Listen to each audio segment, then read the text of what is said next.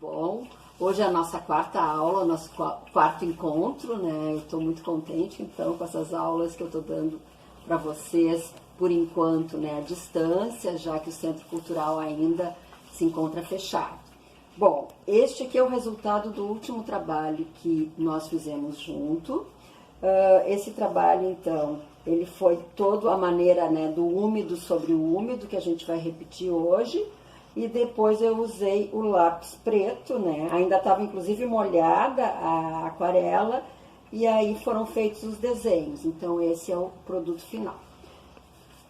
Como vocês estão vendo, a lua está tomando água e eu vou ter que tirar ela dali. Vou explicar para vocês que a lua tomou uma água limpinha, tá? Até porque a aquarela a gente tem que fazer sempre com água limpa, trocando, né, a cada vez. Bom, agora eu vou mostrar um pouco para vocês o meu modelo, né, que é essa natureza morta, é um vaso de uma querida amiga Tete Waldorf, tá?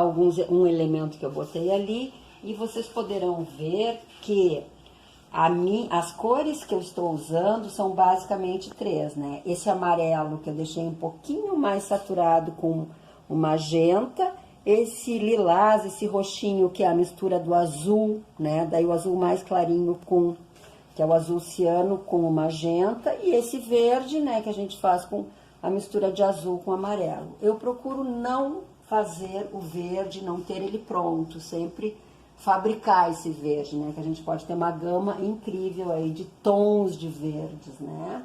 Bom, aqui tá minha paleta que eu já preparei, né, com as cores, certo? É interessante a gente já deixar pronto, mais ou menos, se a gente já sabe, né, a paleta, que cores que a gente vai usar, que combinação de cores, já deixar um pouco pronto, porque às vezes é difícil de reproduzir essas cores. Bom, então nesse encontro de hoje, eu pensei em fazer duas coisas, que é o úmido sobre o úmido, que eu já fiz na aula passada, mas eu acho tão interessante essa técnica, principalmente agora, né, que a gente está em casa e muitas pessoas acham, eu não sei fazer aquarela, que é uma aquarela tão livre, que dá efeitos tão surpreendentes, né? Que a gente pode trabalhar com tanta espontaneidade. Então eu já molhei várias vezes, tá? Mas eu vou molhar um pouco mais, até para esse efeito que vocês vão ver, né?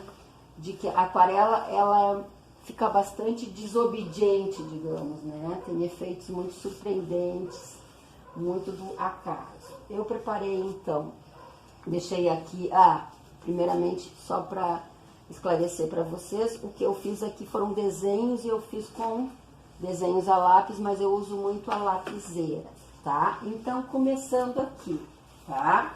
Essa úmido sobre úmido, é interessante a gente fazer rapidamente a aquarela, tá? E como eu disse para vocês, ó, olhem o que acontece, né?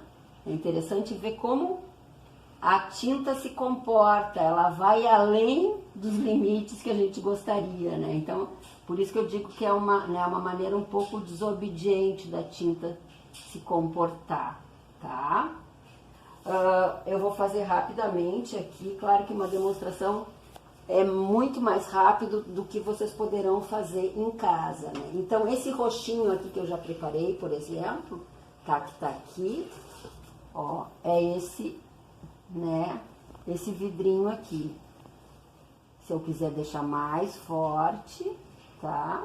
Depois, digamos que se vocês quiserem recuperar as linhas, vocês podem trabalhar novamente, tá? Vamos ver aqui esse amarelo que eu deixei um pouco mais saturado, né? E vocês podem pensar, mas está misturando uma cor na outra. Mas é exatamente isso, tá? É um pouco essa bagunça que a aquarela, né, molhada, essa técnica úmido sobre úmido vai proporcionar pra gente. Às vezes, inclusive, o trabalho fica muito diferente do próprio desenho, tá?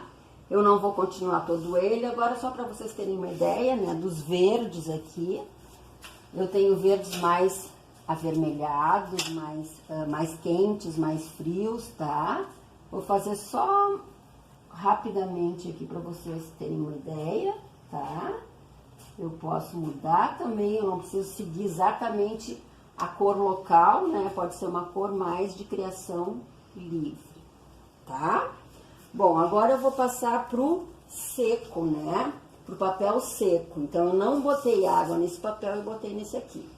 Então, essa técnica é chamada úmido sobre seco. E vejam como se comporta daí a tinta, né? Ela vai ser muito mais, como eu disse, né? Ela vai se comportar de uma maneira, né? Em que não vai formar esses grumos, né? Tá? E aí eu vou ter, posso até molhar mais ou menos, ter também um pouco esse efeito, mas eu tenho um controle maior, então, no úmido sobre o seco, tá? Vou só começar, então, um pouco aqui. Como eu disse para vocês nas outras aulas, o ideal é a gente começar com as cores mais claras, tá? E vejam que o efeito da aquarela ainda aparece, né? Se eu quiser muito homogênea a minha área, eu devo usar menos aquarela, tá? Então, começando aqui, vou fazer esse vidrinho aqui, tá? Vejam, né, que não tem, eu posso inclusive manter os contornos, tá? Então, ou não mantê-los, né, tá? Vou agora para as folhinhas. Então, essas folhas, elas inclusive têm um desenho muito bonito, né? No meio delas ali tem uma linhazinha mais forte. Tá?